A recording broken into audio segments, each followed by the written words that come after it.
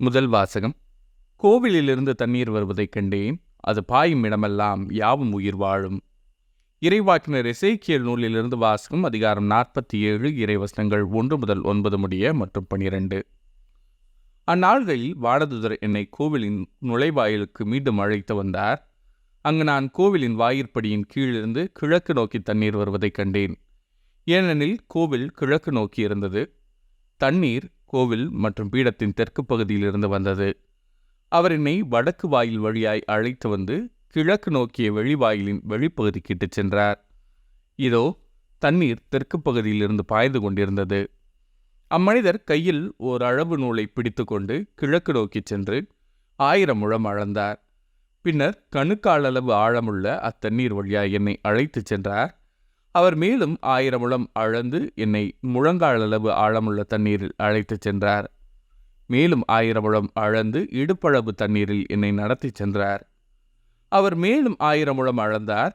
ஆனால் இப்போது அது ஆறாக ஓடியது. எனவே என்னால் அதை கடக்க இயலவில்லை. ஏனெனில் தண்ணீர் உயர்ந்து நீந்தி போகும் அளவுக்கு ஆழமுடையதாய் யாராலும் நடந்து கடக்க முடியாத ஆறாய் ஓடியது. அவர் என்னிடம், மானிடா, இதை பார்த்தாயா என்றார். பின்னர் அவர் என்னை ஆற்றின் கரைக்கு அழைத்துச் சென்றார்.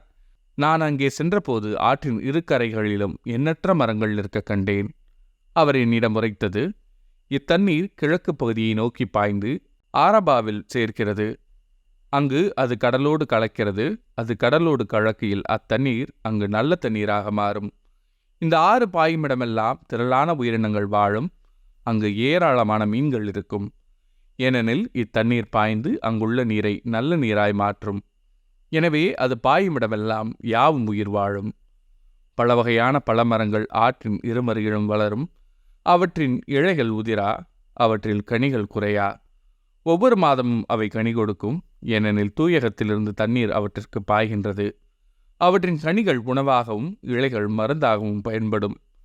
இது ஆண்டவரின் அருள்வாக்கு. இறைவா, உமக்கு நன்றி. பதிலுரை பாடல். ஆண்டவர் நம்மோடு இருக்கின்றார், நமக்கு அரணாயும் இருக்கின்றார். கடவுள் நமக்கு அடைக்கலமும் ஆற்றலுமாய் உள்ளார். இடுக்கணுற்ற வேளைகளில் நமக்கு உற்ற துணையும் அவரே. ஆகையால் நிலவுலகம் நிலைகுலைந்தாலும் மழைகள் ஆழ்கடலில் அதிர்ந்து நடங்கினாலும் எங்களுக்கு அச்சம் என்பதே இல்லை. ஆண்டவர் நம்மோடு இருக்கின்றார், நமக்கு அரணாயும் இருக்கின்றார். ஆறு ஒன்று உண்டு, அதன் கால்வாய்கள் உன்னதரான கடவுளின் திருவுரையுடமான நகருக்கு பேரின்பம் அளிக்கின்றன. அந்நகரின் நடுவில் கடவுள் இருக்கின்றார், அது ஒருபோதும் நிலை குலையாது. வைகரைதோறும் கடவுள் துணை அதற்கு உண்டு. ஆண்டவர் நம்மோடு இருக்கின்றார், நமக்கு அரணாயும் இருக்கின்றார். படைகளின் ஆண்டவர் நம்மோடு இருக்கின்றார், யாக்கோபின் கடவுளே நமக்கு அரண்.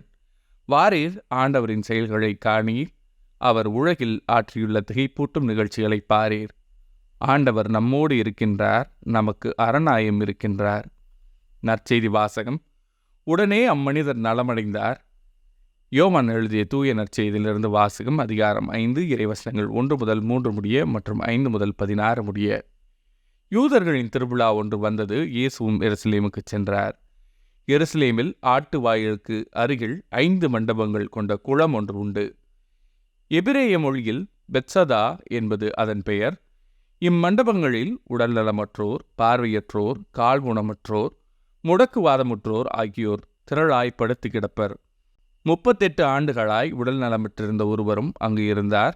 இயேசு அவரை கண்டு நெடுங்காலமாக அவர் அந்நிலையில் இருந்துள்ளதை அறிந்து, நலம் பெற விரும்புகிறீரா என்று அவரிடம் கேட்டார். ஐயா, தண்ணீர் கழங்கும்போது என்னை குளத்தில் இறக்கிவிட ஆள் இல்லை. நான் போவதற்கு முன் வேறு ஒருவர் இறங்கி விடுகிறார் என்று உடல் நலமற்றவர் அவரிடம் கூறினார். இயேசு அவரிடம், எழுந்து உம்முடைய படுக்கையை எடுத்துக்கொண்டு நடந்து செல்லும் என்றார். உடனே அம்மனிதர் நலமடைந்து தம்முடைய படுக்கையை எடுத்துக்கொண்டு நடந்தார். அன்று ஓய்வு நாள். யூதர்கள் குணமடைந்தவரிடம், ஓய்வு நாளாகிய இன்று படுக்கையை எடுத்துச் செல்வது சட்டத்திற்கு எதிரான செயல் என்றார்கள். அவர் மறுமொழியாக, என்னை நலமாக்கியவரே உம்முடைய படுக்கையை எடுத்துக்கொண்டு நடந்து செல்லும் என்று என்னிடம் கூறினார் என்றார். படுக்கையை எடுத்துக்கொண்டு நடந்து செல்லும் என்று உம்மிடம் கூறியவர் யார் என்று அவர்கள் கேட்டார்கள். ஆனால் நலமடைந்தவருக்கு அவர் யாரென தெரியவில்லை. ஏனெனில் அவ்விடத்தில் மக்கள் கூட்டமாயிருந்ததால் இயேசு அங்கிருந்து நழுவி போய்விட்டார். பின்னர் இயேசு நலமடைந்தவரை கோவிலில் கண்டு, இதோ பாரும், நீர் நலமடைந்துள்ளீர். இதைவிட கேடானது எதுவும் உமக்கு நிகழாதிருக்க இனி பாவம் செய்யாதீர் என்றார். அவர் போய் தம்மை நலமாக்கியவர் இயேசு என்று யூதர்களுக்கு அறிவித்தார். ஓய்வு நாளில் இயேசு இதை செய்ததால் யூதர்கள் அவரை துன்புறுத்தினார்கள். இது ஆண்டவரின் அருள்வாக்கு. கிறிஸ்துவே உமக்கு புகழ்.